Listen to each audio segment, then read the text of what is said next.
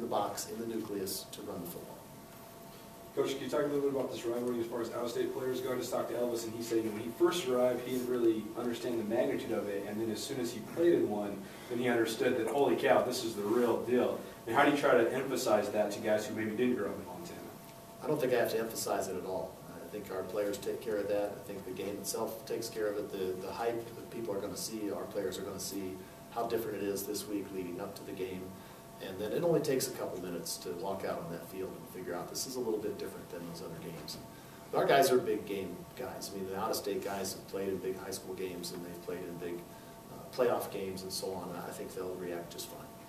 Can you talk a little bit about the additional lights and what kind of advantages those will provide you now that it's into the fall? I'm sure I'm a lot more excited about the lights than all the players are, because we get to practice extra, and I'm not sure all the players are real fired up about practicing extra, but it is important. And I think if they stop and think about it, they'll realize that it really is important to be able to have that extra half an hour of practice that otherwise we just wouldn't get to have.